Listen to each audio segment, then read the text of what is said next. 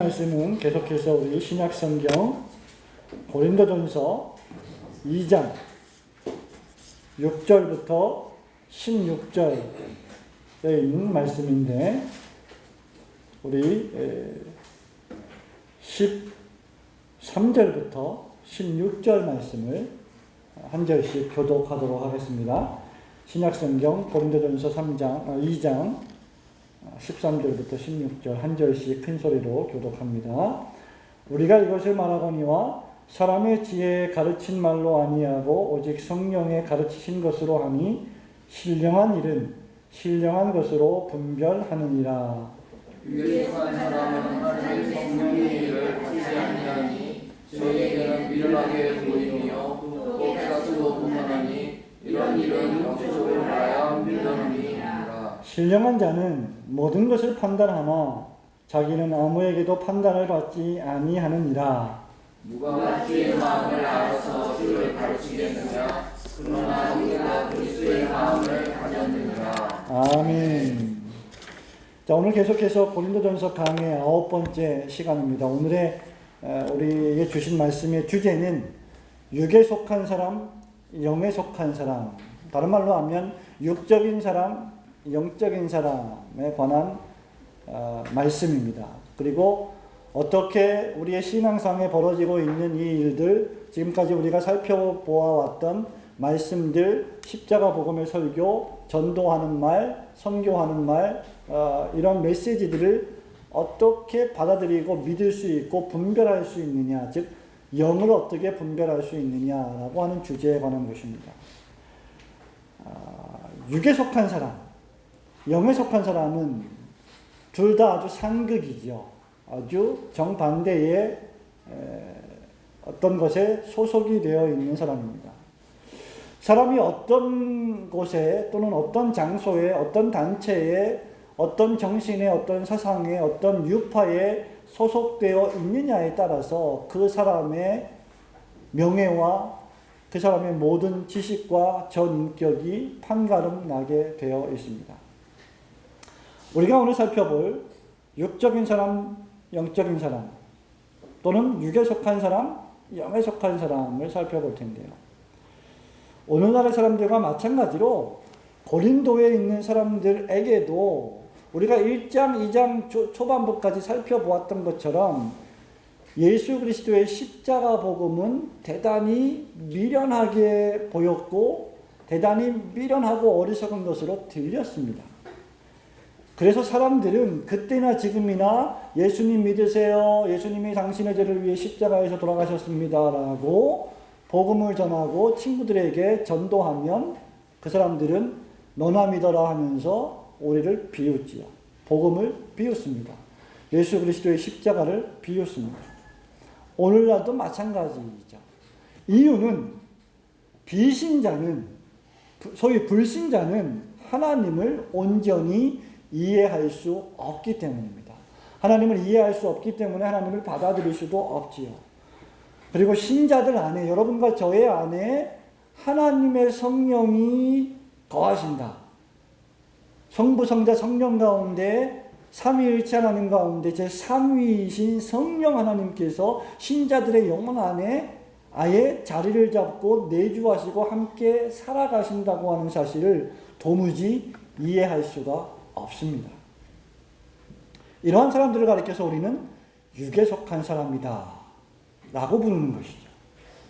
그러면 영에 속한 사람은 어떤 사람이냐? 신령한 사람은 어떤 사람이냐? 우리는 어떤 사람을 가리켜서 신령한 사람이라고 말하느냐?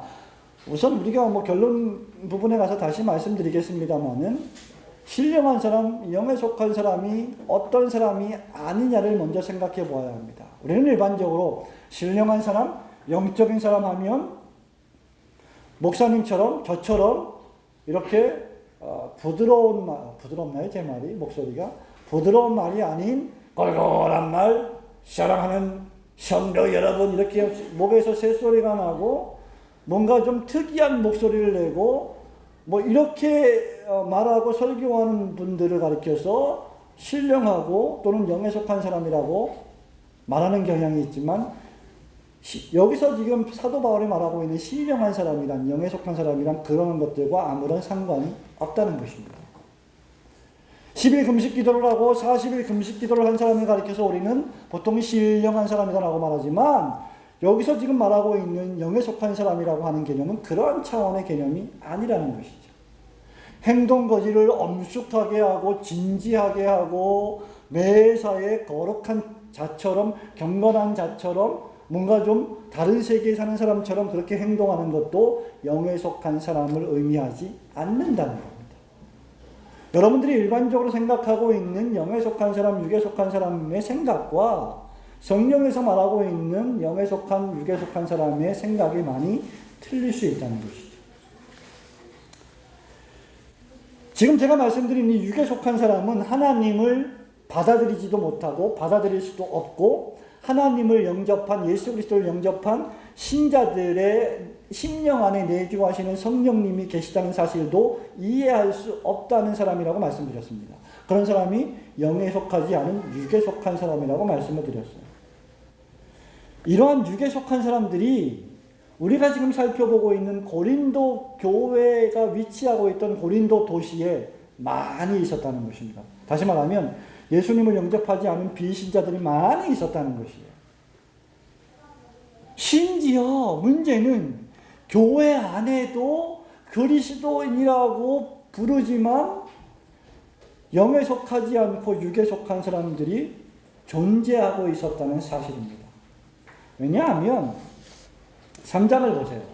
3장에 보면 바울이 1절에서 형제들아, 내가 신령한 자들을 대함과 같이 너희에게 말할 수 없어서 육신에 속한 자 곧 그리스도 안에서 어린아이들을 대함과 같이 하노라. 3절에 너희가 아직도 어디요? 육신에 속한 자로다 라고 말씀하고 있기 때문입니다. 바울은 앞서서 1장과 2장 서두에서 무슨 문제를 책망하고 있었습니까? 고린도 교회의 분단과 분쟁 문제를 비판하고 책망하고 있었습니다. 그리고 고린도 교회는 분단되거나 분쟁해서는 안 되는데 그 이유가 예수 그리스도와 그분의 십자가에 못 박히심 때문이라고 했습니다. 그렇죠? 그리고 2장에서 바울은 그 분쟁에 대한 세 번째 책망으로서 너희들이 영에 속한 사람들인데, 너희들이 육적인 사람들이 아닌데 어떻게 분당을 짓고 어떻게 파당을 짓고 그리스도 예수를 추구하지 않고 그리스도 예수의 십자가의 시선을 고정하지 않고 사람들을 따라서 사람들을 좋아하고 사람들을 세우고 사람들을 추앙하고 사람들을 추종하고 사람들을 하나님의 자리에 올려놓는 일을 할 수 있느냐라는 것입니다. 오늘의 이 강해의 초점이 여기에 있죠. 하나님의 지혜인 계시와 그 계시를 통한 영적 분별의 방법을 알려주고 있습니다. 너희들이 정말 하나님의 능력과 하나님의 지혜로서의 예수 그리스도의 십자가를 온전히 받아들이고 믿었다고 하면 너희들은 영에 속한 사람들이다. 그런데 어떻게 육적인 짓을 하고 있느냐라고 책망하고 있는 것이죠. 자, 이 하나님의 지혜를 육적으로나 철학적으로 이해할 수 없는 오직 영에 속한 자만 깨달을 수 있는 지혜라고 하는 것입니다. 2장 14절 말씀을 한번 보겠습니다. 2장 14절 말씀을 큰 소리로 한번 읽어볼까요? 시작. 육에 속한 사람은 하나님의 성령의 일을 받지 아니하나니 저에게는 미련한 일 보이며 또 깨닫지도 못하나니 이런 일은 영적으로 해야 분별하니. 이런 일은, 즉 성령의 일은, 하나님의 지혜는, 예수 그리스도의 십자가는, 복음의 메시지는 어떻게 분별할 수 있느냐? 영적으로라야 분별할 수 있다. 여기 분별한다 이 말은 신약 성경의 큰 주제 가운데 하나입니다. 사람들은 영적인 일을 영적으로 분별해야 합니다. 분별에 대한 대표적인 성구가 몇 가지가 있습니다만, 레위기 10장 10절에 보면 너희가 거룩하고 속된 것을 분별하며 부정하고 정한 것을 분별하고 라고 했습니다. 거룩하고 속된 것, 부정하고 정결한 것을 너희들이 분별해야 된다고 말이죠. 마태복음 25장 32절에 보면 모든 민족을 그 앞에 모으고 우리 예수님께서 각각 분별하기를 목자가 무엇과 무엇으로 분별해요? 양과 염소로 분별한다. 이런 경우에는 separate, 구별시킨다, 분리시킨다라는 말을 가지고 있죠. 로마서 12장 2절에 보면 사도 바울이 너희는 이 시대를 본받지 말고 오직 마음을 새롭게 함으로 변화를 받아 하나님의 선하시고 기뻐하시고 온전하신 뜻이 무엇인지 분별하도록 하라고 명령했습니다. 빌립보서 1장 10절에 보면 너희로 지극히 선한 것을 분별하며 또 진실하여 허물 없이 그리스도의 날까지 이르고라고 했습니다. 그리고 고린도전서 우리가 살펴보고 있는 고린도전서 14장 6절 7절에 보면 이런 말씀이 있습니다. 그런즉 형제들아 내가 너희에게 나아가서 방언을 말하고 계시나 지식이나 예언이나 가르치는 것이나 말하지 아니하면 너희에게 무엇이 유익하리요. 혹 저나 검은고와 같이 생명 없는 것이 소리를 낼 때에 그 음의 분별을 내지 아니하면 저 부는 것이 검은고 타는 것인지 부는 것인지 어떻게 알 수 있겠느냐? 예? 음악에 대한 식견과 지식이 있는 사람은 지금 그 음을 듣고 청음을 하고 저것이 검은고 타는 음이다, 저것이 기타 치는 음이다, 저것이 피아노 치는 음이다, 저것이 피리 부는 음이다라는 것을 구별할 수 있다는 것이죠. 그렇기 때문에 분별이라고 하는 것, 구별이라고 하는 것은 대단히 중요합니다. 어떤 메시지를 들었을 때에 그것을 알아차리고 이해하고 인식하는 것이죠. 이런 의미에서 여기 분별이라고 하는 말 14절에 분별이라고 하는 말에는 distinguish, 구분하다 또는 discern, 인식하다, 식별하다, separate, 분리하다, approve, 확인하다 또는 test, prove, 시험하다, 증명하다 등등의 단어들이 사용되었습니다.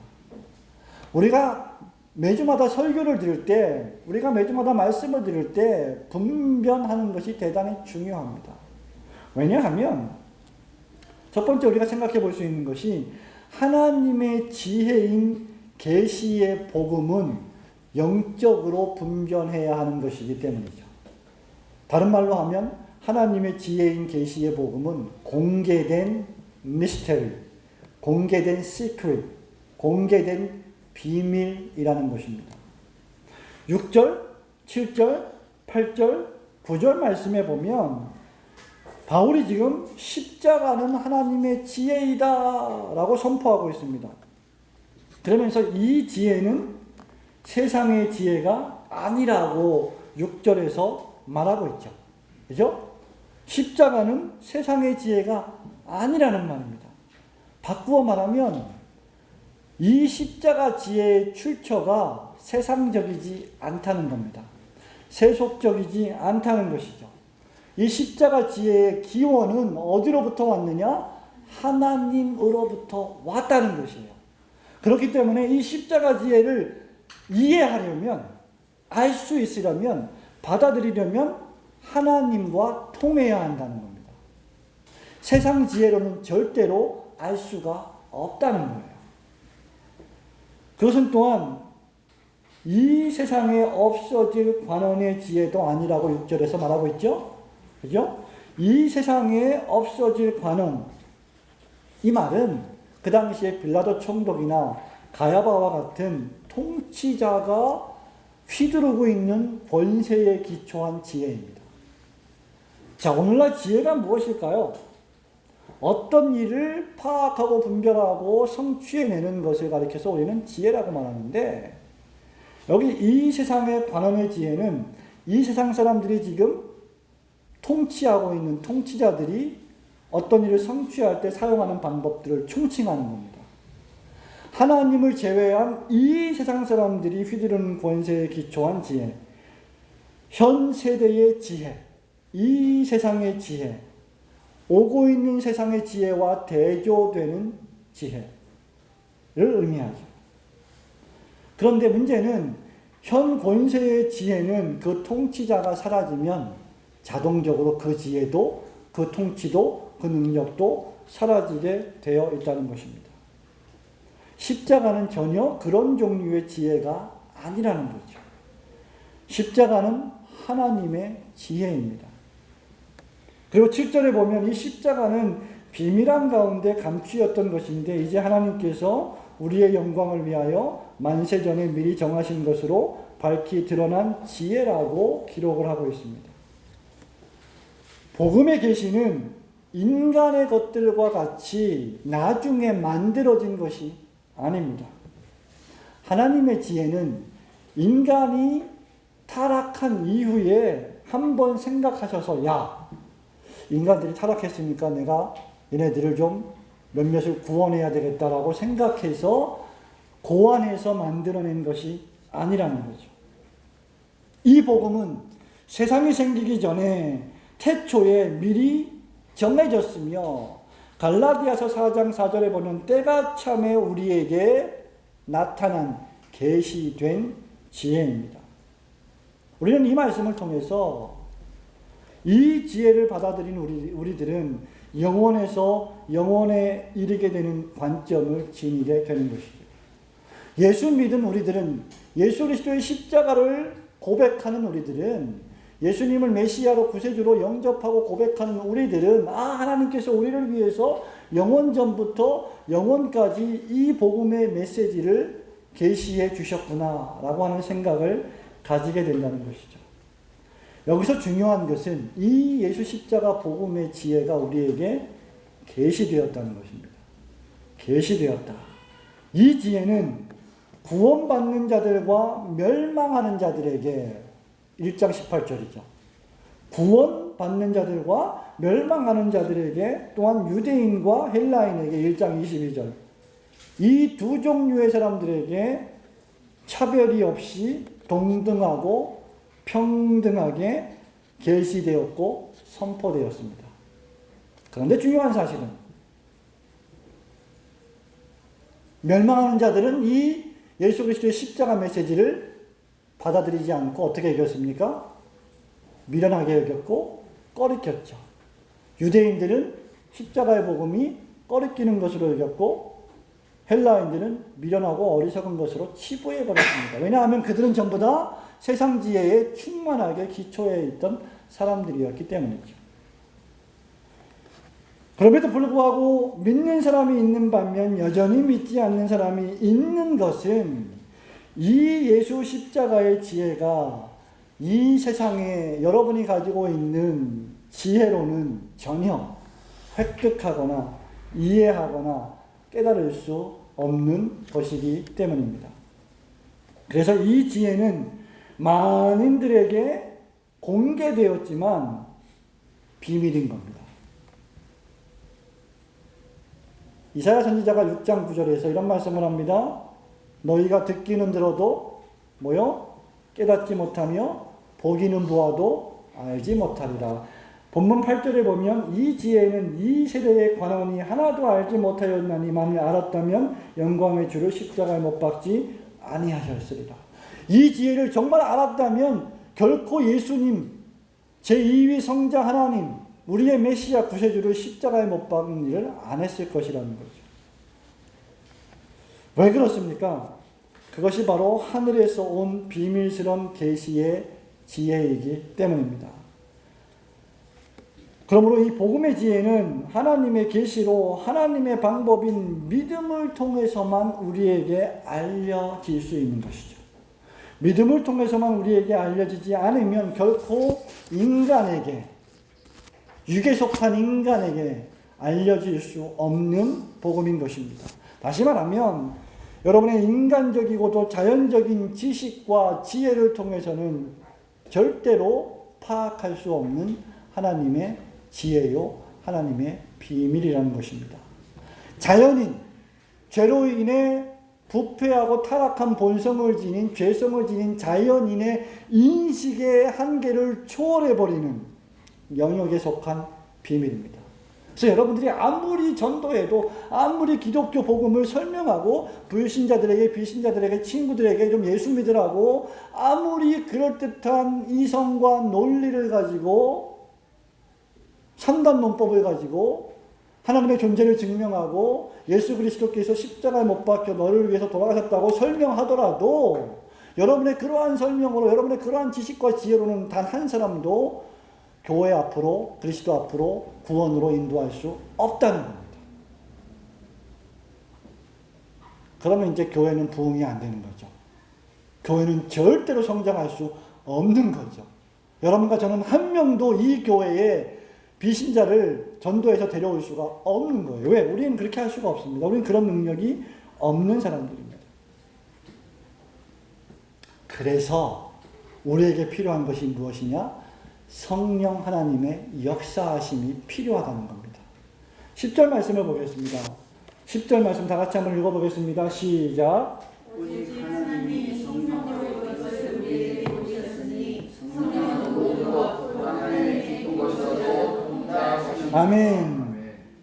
말씀드린 바와 같이 인간이 하나님의 지혜 예수 그리스도의 십자가 이 엄청난 능력을 깨닫지 못하는 유일한 이유는 인간이 하나님을 대적하여 범죄한 죄인들이기 때문입니다. 인간이 타락했기 때문이죠.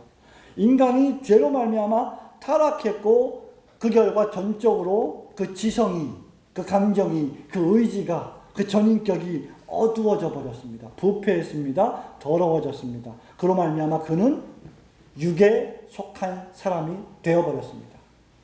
여기서 육에 속한 사람이라고 하는 말은 이 flesh, 이 body, 신체를 의미하는 것이 아니라 타락한 본성, 인간의 타락한 죄성을 의미하는 것입니다. 여러분과 저는 전부 다 육체를 가지고 있는 사람이에요. 그런 의미에서 육체에 속한 사람입니다. 그러나 여기서 말하고 있는 육에 속한 사람은 신체를 가지고 있는 사람을 의미하는 것이 아니라 하나님을 대적하는 본성을 지닌 죄성, 부패한 본성, 쾌락을 쫓고 하나님을 추구하지 않는 죄성을 가진 인간을 의미하는 것이죠. 그것이 바로 육에 속한 사람의 의미입니다. 그래서 14절 말씀에 보면 뭐라고 했습니까? 육에 속한 사람은 14절 말씀 읽어볼까요? 시작. 육에 속한 사람은 하나님의 성령의 일을 받지 아니하나니 저희에게는 미련하게 보이며 또 깨닫지도 못하나니 이런 일은 영적으로라야 분별함이니라. 예. 육에 속한 사람의 특징은 하나님의 성령의 일을 받지 않는 거예요. 영적인 일을 수용하지 않는 겁니다. 영적인 것에 관심이 없는 것입니다. 천국과 지옥에 대해서 관심이 없는 거예요. 내세에 대해서 아무런 관심이 없는 겁니다. 인간의 영혼에 대해서 아무런 관심이 없는 거예요. 왜? 하나님의 성령이 그 타락한 본성을 완전히 개조시키지 않으셨기 때문에. 인간이 스스로 그것을 개조해서 하나님의 성령의 일을 예수 십자가 복음을 깨달을 수 있는 능력이 없기 때문에. 그렇기 때문에 필요한 것이 바로 하나님의 영, the Spirit of God, Holy Spirit, 성령이십니다. 죄인된 인간이 하나님의 지혜의 복음을 수납하기 위해서는 육이 아닌 영에 속해야 됩니다. 죄인이 스스로 하나님의 성령에 속할 방법은 천하 어디에도 없습니다. 제가 지난주에 말씀드렸나요? 신자와 비신자의 가장 큰 차이점 가운데 하나가 신자는 시도 때도 없이 하나님을 누구라고 불러요? 아버지라고 부르는데 비신자는 절대로 억만금을 준다고 해도 하나님을 자기의 아버지로 부를 수 없다는 거예요. 왜? 하나님을 아버지로 부르려면 로마서 8장 14절 15절에 있는 말씀처럼 우리 안에 성령께서 오셔서 우리로 하여금 양자의 영을 부여해 주셔서 우리가 하나님을 아버지로 부르게 해 주어야 가능하다는 것이죠. 이것은 사람의 능력으로 사람의 힘으로 안 되는 겁니다. 부인 여러분, 여러분이 아무리 아름답다고 해도, 여러분이 아무리 미인이라고 해도, 여러분의 남편이 예수님을 안 믿는다고 하면 그 남편 앞에서 아무리 갖가지 유혹을 해도 절대로 하나님을 아버지로 못 부릅니다. 그것은 누가 하시는 일이에요? 성령님이 하시는 일이에요. 그래서 오직 하나님께서 하나님의 성령을 우리에게 부어 주셔야만 합니다. 12절 말씀 보세요. 너희가 세상의 영을 받지 아니하고 오직 하나님께로 온 영을 받았으니. 하나님께로부터 온 영을 받은 사람만이 하나님을 아버지, 아빠, 아바라고 부를 수 있는 것입니다. 로마서 8장 15절 말씀을 드렸지만 너희는 다시 무서워하는 종의 영을 받지 아니하였고 양자의 영을 받았으므로 아바, 아버지라 부르짖느니라. 라고 바울이 말하고 있습니다. 그래서 하나님께서 주시는 하나님의 영을 받은 자들만이 하나님께서 우리에게 베풀어 주신 모든 것들을 알게 되는 거예요. 옛날에는 몰랐어요. 이 태양과 이 달과 별들이, 이 낮과 이 밤이, 이 대지가, 이 산맥이, 이 바다가, 이 자연 만물이 전부 다 하나님의 위대하신 창조물이라고 하는 사실, 그리고 하나님의 위대하신 영광을 드러내고 있다는 사실을 예전엔 몰랐어요. 그런데 성령께서 우리를 찾아오시는 순간, 우리를 변화시켜 주시는 순간, 그 태양과 그 별과 그 달이 완전히 새롭게 보이는 것이죠. 이것을 깨닫는 자가 영에 속한 사람입니다. 그래서 하나님께서는 우리에게 성령을 부어주시고 우리에게 자연계시를 주셔서 자연계시가 하나님의 영광을 선포하고 있다는 사실을 알려주고 있는데, 우리가 그것을 깨닫지 못하니까 성령을 우리에게 주셔서 그것을 깨닫게 하시고, 그것으로 말미암아 구원에 이르는 지식을 줄 수가 없으니까 우리에게, 우리 금요일날 배웠던 것처럼 뭘 주셨어요? 특별 계시인, 구원의 계시인 성경 말씀을 주셔서, 이 성경 말씀이 자연을 해석하고 인간을 해석하고 역사를 해석하고 성경 말씀이 우리의 모든 인간을 완벽하게 해석해 주는 것을 우리는 알게 되는 거죠. 이것이 육에 속한 사람과 반대되는 영에 속한 사람의 특징입니다. 그러므로 우리는 부단히 계시 의존 사색이라고 하는 하나님의 말씀, 하나님께서 우리에게 계시해 주신 성경 말씀에 의존해서 그 말씀을 부단히 사색하고 생각하고 연구하고 묵상해서 하나님께서 우리에게 은혜를 주신 모든 복음의 비밀한 지혜들을 기도하는 자세로 배우고 연구해야 되는 겁니다. 이 복음의 비밀, 이 하나님의 지혜와 능력은 아무리 우리가 연구하고 또 묵상하고 또 생각해도 그 깊이를 가늠할 수 없는 놀라운 신비이기 때문입니다. 그래서 사도 바울은 이 복음의 비밀, 하나님의 능력, 하나님의 지혜를 마음껏 신나게 가르치고 싶었는데 고린도 교회 교인들이 너무나 육에 속한 사람의 모습을 띠고 있기 때문에 그런 말씀들을 가르칠 수가 없는 거예요. 그래서 3장 1절에 뭐라 그랬습니까? 형제들아, 내가 신령한 자들을 대함과 같이, 무슨 말이에요? 영에 속한 사람들을 대함과 같이, 그리스도의 복음의 비밀을 깨닫고 있는 사람들과 같이 너희에게 말할 수 없어서 육신에 속한 자, 곧 그리스도 안에서 어린아이를 대함과 같이 하노라. 내가 너희를 뭘로 먹여요? 젖으로 먹이고 밥으로 아니하였느니 이는 너희가 뭐한다? 감당치 못하겠습니다. 예수 믿으면 복 받습니다. 예수 믿으면 사업이 잘 됩니다. 예수 믿으면 자녀가 축복을 받고 좋은 대학 갑니다. 라는 그런 메시지 정도로 만족하고 그런 메시지를 듣기 좋아하는 육적인 사람들로 가득 차 있다는 것이죠. 그것이 그 당시 고린도 교회의 수준이었다는 것이죠. 그것이 고린도 교회 교인들의 내공이었다는 거예요. 그러니 고기를 먹일 수가 없어요. 밥을 먹일 수가 없어요. 뭘 먹여요? 젖으로만 먹여야 돼요. 아주 초보적인 진리, 초보적인 말씀들만 가르쳐야 했던 것이죠. 거기서 탈피해야 된다는 겁니다. 이 일을 탈피하게 해주시는 분이 누구시냐? 성령 하나님이십니다. 요한복음 15장 26절에 보면 성령은 하나님 아버지께로부터 나오시는 진리의 영이십니다. 성령이 오시면 예수께서 우리에게 가르치신 것을 생각나게 해주십니다. 예수님께서 우리에게 가르쳐주신 모든 말씀들은 전부 다 어디에 있습니까? 성경에 게시되어 있습니다. 성령이 오시면 그 모든 말씀들을 우리에게 깨닫게 해주신다는 것이죠. 이것을 성령님의 illumination, 조명사역이라고 합니다.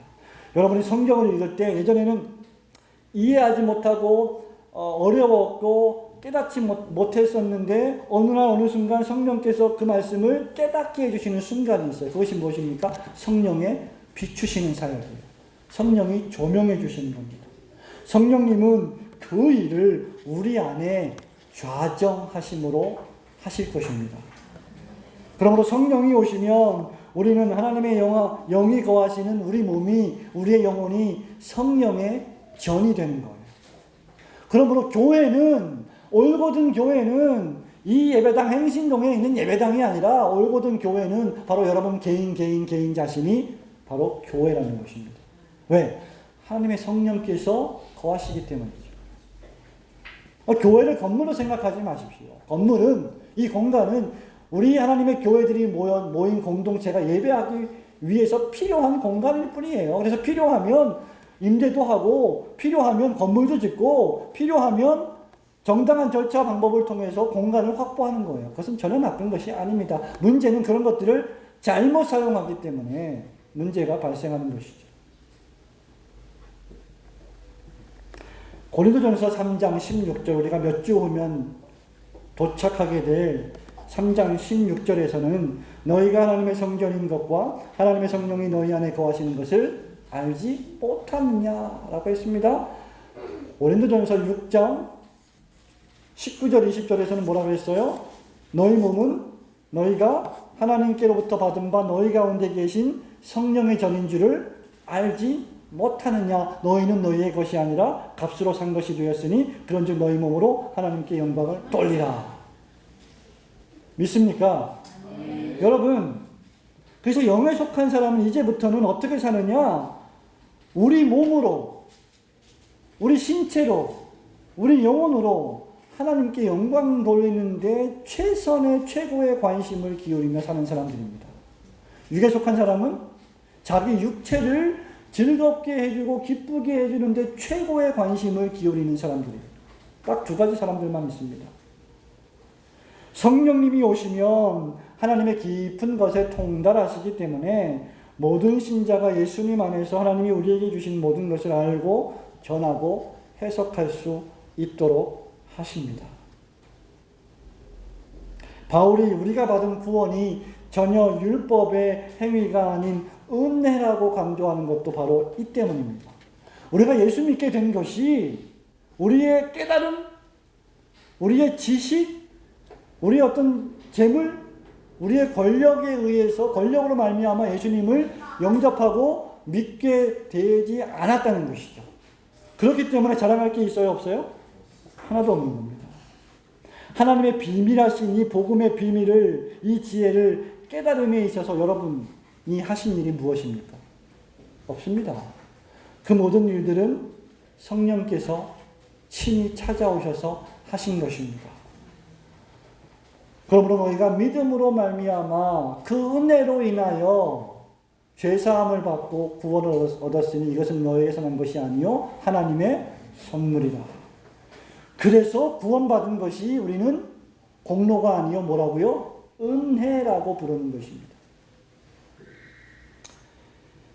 자, 제가 지금 두 가지를 말씀드렸습니다. 첫째는 하나님의 복음의 계시, 이 하나님의 복음 전파의 지혜는 뭐다? 비밀이다. 공개된 비밀이다. 두 번째는 이것은 오직 성령의 역사하심을 통해서만 온전히 받아들일 수 있다. 우리의 노력으로, 우리의 지식으로, 우리의 그 어떤 것으로도, 세상적인 그 어떤 지혜로도 영접할 수 없다. 받아들일 수 없다. 그래서 성령께서 우리 안에 찾아오셔야만 우리는 비로소 그리스도를 믿을 수 있고 그리스도께서 우리를 위해서 행하신 모든 일들을 우리는 이해할 수 있다. 그러므로 결국 결론적으로 이 세상을 살아가는 사람들은 딱 두 종류로 갈리게 되는 것입니다. 첫째, 육에 속한 사람. 둘째, 영에 속한 사람. 다른 말로 하면 육적인 사람, 영적인 사람. 다른 말로 하면 그리스도가 없는 사람, 그리스도가 있는 사람. 다른 말로 하면 성령이 내주하시지 않는 사람, 성령이 내주하시는 사람. 다른 말로 하면 그리스도 밖에 있는 사람, 그리스도 안에 있는 사람. 오늘 우리의 주제인 육에 속한 사람. 이 육에 속한 사람은 세상의 영을 받은 자들입니다. 그래서 하나님의 지혜를 도무지 알지 못합니다. 세상의 영을 받은 자들이란 불순종의 아들들 가운데서 역사하는 영이나 하나님의 생각에서 분리된 이 세상의 정신을 가진 사람이죠. 그것이 14절에 육에 속한 사람입니다. 12절에 세상의 영을 받은 사람입니다. 신자를 가리켜서 바울은 12절에 세상의 영을 받지 않고 하나님께로부터 온 영을 받았다라고 묘사하고 있습니다. 그러니까 육에 속한 사람은 세상에 속해 있고 세상의 영에 속해 있는 사람이라는 겁니다. 하나님의 생각에서 분리되는, 하나님과 연결되지 않은 이 세상의 정신으로 충만해 있는 사람, 육에 속한 사람, 비신자를 가리키죠. 그렇기 때문에 하나님의 깊은 것을 통달하시는 성령께 붙어 있는 자는 하나님을 알지만, 하나님의 깊은 것을 다 아시는 하나님의 성령과 분리되어 있는 비신자는, 육에 속한 사람은, 먹고 마시고 사는 것을 인생의 전부라고 생각하는 사람은 결코 도무지 하나님의 지혜와 지식의 그 풍성하신 능력을 전혀 알 길이 없는 겁니다. 그래서 어떤 의미에서는 당연한 거예요. 비신자들이 교회를 나오지 않고 예수 그리스도의 십자가를 핍박하고 욕하고 저주하는 것은 당연한 겁니다. 그래서 그들은 자신들의 율법의 행위를 그렇게 불쌍하게 자랑하고 다니는 거죠.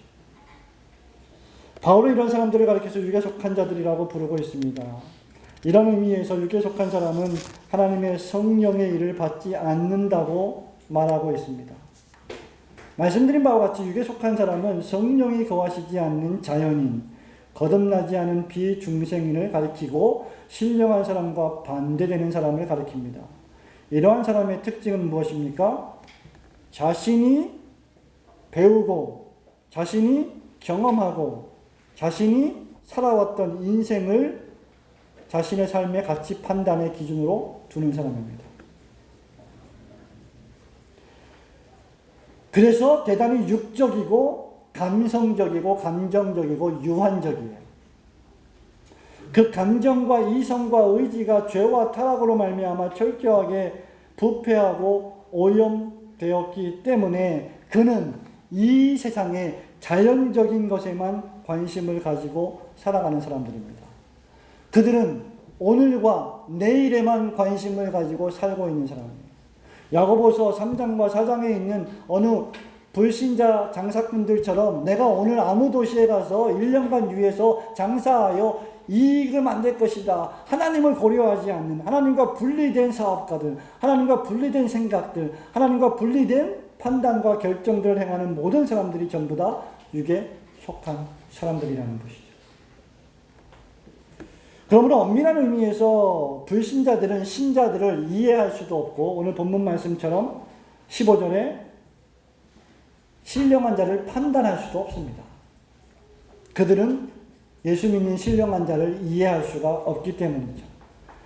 신자들의 생활은 이 정도로 영적이며 신령한 일에 속한 것인데, 신령한 것을 모르는 자연인이 어떻게 예수 믿는 신자들의 삶을 이해할 수 있다는 말입니까? 그러므로 그 누구도 불신자는 그리스도의 마음을 가질 수가 없는 것입니다. 자, 그럼 마지막으로 영에 속한 사람은 어떤 사람입니까? 영에 속한 사람은 그리스도의 마음을 아는 사람입니다. 16절 말씀을 한번 읽어볼까요? 16절 시작. 누가 마음을 알아서 주를 가르치겠느냐? 그러나 우리가 그리스도의 마음을 가졌느니라. 야, 누구의 마음을 갖는다. 이 말은 무슨 말입니까? 그분과 하나가 된다. 사상적으로 말하면 그분과 뜻을 같이 한다는 것이죠. 근데 여기서 우리가 그리스도의 마음을 가졌다라고 하는 말은 그분의 마음을 알고 있다는 거예요. 예? 내가 장로님의 마음을 가졌다. 무슨 말입니까? 같은 마음을 갖고 있다는 것이죠. 내가 집사님의 마음을 갖고 있다. 같은 마음을 갖고 있다. 같은 마음을 소유하고 있다는 것이죠. 무슨 말입니까? 연합을 전제하는 겁니다. 우리가 생명적으로 그리스도와 연합되어 있기 때문에 그리스도의 마음을 알게 되는 거예요. 그런데 우리가 어떻게 그리스도와 연합될 수 있습니까? 성령을 통해서. 우리 안에 내주하시는 성령께서 우리를 그리스도와 연합시켜 주시는 것이죠. 그래서 우리는 그리스도의 생각, 그리스도의 뜻, 그리스도의 목적, 그리스도의 의도, 그리스도의 의향을 알고 있는 거예요. 그렇기 때문에 영에 속한 사람은 성령의 역사를 통해서 회심하고 죄를 회개하고 중생을 체험한 사람입니다. 그래서 성령께서 우리 안에 내주하시는 사람이고 그 결과 믿음으로 말미암아 그리스도의 마음을 소유하게 된 사람이죠. 그래서 아까 말씀드린 대로 이제 태양을 볼 때 과거 불신자처럼 태양을 보지 않고 하나님이 창조하신 태양으로 보는 것이죠. 이 지구를 볼 때 그냥 우연히 발생한 지구로 보지 않고 사람을 볼 때 원숭이의 진화된 모습으로 보지 않고 하나님께서 창조하신 형상의 모습대로 보는 것입니다. 이러한 사람을 가리켜서 우리는 신령한 사람이라고 부르는 거예요. 우리는 성령으로 거듭났을 때에 영에 속한 사람, 즉 신령한 사람이 됩니다. 언제 우리가 신령한 사람이 됩니까? 거듭났을 때 신령한 사람이 됩니다. 예수님 믿을 때 신령한 사람이 됩니다. 그리고 신령한 사람은 그리스도의 마음을 소유합니다. 여기 그리스도의 마음이란 바울의 1장과 2장에서 계속해서 설명해온, 따라합니다. 한번. 십자가의 마음입니다. 그리스도의 마음은 십자가의 마음입니다. 우리가 예수님과 함께 연합되어 있기 때문에 우리는 십자가의 마음을 알고, 우리는 십자가에서 예수님과 함께 못 박혔고, 십자가에서 우리의 죄를 다 용서함 받았고, 십자가를 통해서 우리는 새로운 사람이 되고 의인이 되고 거룩한 성도가 되는 것입니다. 그렇기 때문에 우리가 예수님과 함께 긴밀하게 연합되어 있기 때문에 우리는 십자가의 마음을 아는 사람이에요. 그리고 십자가 원리를 아는 사람입니다. 바울이 지금 1장에서 계속해서 말하고 있는 것이 무엇입니까? 예수 그리스도와 그분의 십자가에 못 박히심. 그것이 교회의 모든 문제를 치유할 수 있는 유일한 치료책으로 제시하고 있는 것이죠. 그리고 신령한 사람은, 영에 속한 사람은 그 십자가 정신, 십자가 원리를 아는 사람이라는 겁니다.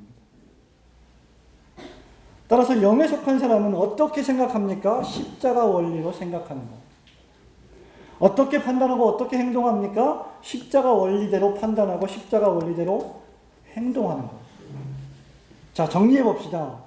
영에 속한 사람은 중생받은 사람입니다. 그래서 신령한 사람이 됩니다. 신령한 사람은 그리스도의 마음을 소유합니다. 그리스도의 마음을 소유한 사람은 어떤 정신을 추구합니까? 십자가 정신을 추구합니다. 자, 그러면 왜 바울이 이렇게 장황하게 그리스도의 십자가 복음의 영적 특성을 설명하고 있습니까? 다시 고린도 교회 상황으로 돌아가 봅시다. 우리가 적어도 이렇게 영적인 사람, 예수 안에 속한 사람, 십자가의 그 정과 욕심을 못 박은 사람, 구원받은 사람, 신령한 사람인데 어떻게 육에 속한 사람의 더러운 특색인 사람을 앞에 세워놓고 사람을 추구하는, 사람을 높이는, 사람을 하나님으로 숭배하는 어리석은 일을 할 수 있느냐고 경고하기 위함입니다. 그것은 파당을 짓는 일이죠. 그리고 어떤 사람을 파당을 짓는 사람으로 중상모략해서 또 다른 파당을 조성하는 마음과 생각들이죠. 우리가 영에 속한 사람이기 때문에 우리는 결코 교회 안에서 사람을 앞에 세워놓고 분쟁을 일으키거나 파당을 조성해서는 안 된다는 겁니다. 자, 앞에서 저는 비신자가 육에 속한 사람, 그리스도 안에 있는 사람, 신자가 영에 속한 사람이라고 했는데, 문제는 영에 속한 그리스도인이 육체에 속한 불신자와 같은 일을 할 수 있다는 점에 있다는 것이죠. 그것이 문제라는 겁니다. 그것이 지금 3장 1절, 2절, 3절에서 바울이 우리에게 경고하고 있는 거예요. 바울은 그리스도인이 다시 불신자처럼 행동하게 될 수 있다는 것을 말하고 있는 것입니다. 우리가 거듭났을 때 우리는 성령께서 내주하시는 신령한 사람이 됩니다. 그러나 그렇다고 해서 예수 믿고 거듭나고 중생을 체험했을 때 즉시 완전하게 거룩한 사람이 되지는 않습니다. 죄의 원리를 없애버리고 성령께서 오셔서 거룩의 원리를 심어주시죠. 그때부터 죄와 거룩이 싸우기 시작합니다. 육체의 본성, 죄의 본성과 성령의 본성이 싸우기 시작합니다. 그것이 갈라디아서 5장에서 말하고 있는 육체와 성령의 소욕의 싸움이죠. 그렇기 때문에 우리가 거듭났을 때, 우리가 회심했을 때, 우리가 중생했을 때 성령께서 내주하시는 신령한 사람이 되지만 그렇다고 해서 즉시 완전하게 거룩한 사람이 되지도 않고, 또한 가만히 있어도 자동적으로 성령 안에서 우리가 계속 거룩하게 변화되는 사람이 되는 것도 아니라는 겁니다. 예수 한번 믿으면 자동적으로 우리가 성령 안에서 행동하게 되는 사람이 아니라는 거예요. 예수 한번 믿으면 인천공항에 가서 에스컬레이터에 걸어다니는 에스컬레이터에 딱 쓰면 내가 걷지 않아도 자동적으로 앞으로 나아가는 것처럼 그렇게 되지 않는다는 거죠. 그렇기 때문에 우리는 마태, 마가, 누가, 요한복음이 공히 말씀하고 있는 것처럼 온 힘과 마음과 목숨과 뜻을 다하여 하나님을 사랑하기로 결정해야 되고 결심해야 되고 행동해야 됩니다. 사랑하는 성도 여러분, 육에 속한 사람은 타락한 육체적 본성이 원하는 쪽에 관심을 갖습니다. 고린도 교회의 가장 큰 문제는 그리스도를 바라보지 않고 사람을 추구하며 자신들이 가장 영적 엘리트주의자들이라고 자랑하면서도 사랑을 실천하지 않고 동료 그리스도인을 사랑하지 않는 교만한 자세를 취했습니다. 그리고 자신들의 은사를 자랑하는 교만한 육적 그리스도인들이 되었습니다. 제가 말씀드리고 있는 육적 그리스도인들은 그리스도인이면서 육적인, 마치 비그리스도인들처럼 행동하는 사람들을 의미하는 것입니다. 그리고 그 결과 교회는 갈기갈기 찢어져 버렸습니다. 고린도 교회 교인들이 저지른 죄악들이 무엇입니까? 1장, 2장, 3장, 4장에서는 네파, 파벌로 나뉘었죠. 5장에서는 음행이라는 잘못된 사랑을 했죠. 6장에서는 성도 간에 무지막지하게 서로 세상 법정에서 고소고발을 난무했죠. 8장에서 우상제물을 먹었죠. 11장에서 성만찬을 오용했죠.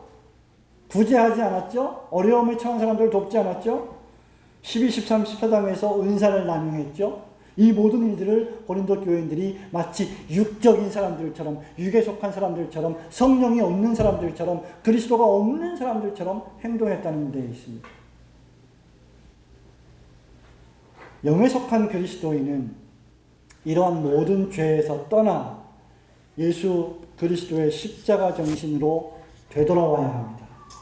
우리 한국교회가 이러한 고린도 교회의 모습처럼, 고린도 교회는 어떤 의미에서 한국교회의 자화상이라고 할 수 있는데, 이러한 한국교회의 자화상의 모습을 보여주고 있는 고린도 교회의 교인들처럼 이러한 죄에서 떠나서 다시 한번 예수 그리스도의 십자가 사랑의 정신으로 돌아와 교회를 새롭게 개혁하는, 나 자신을 새롭게 개혁하는 그러한 거듭나는, 갱신되는 교회와 성도들이 되어야 할 줄로 믿습니다.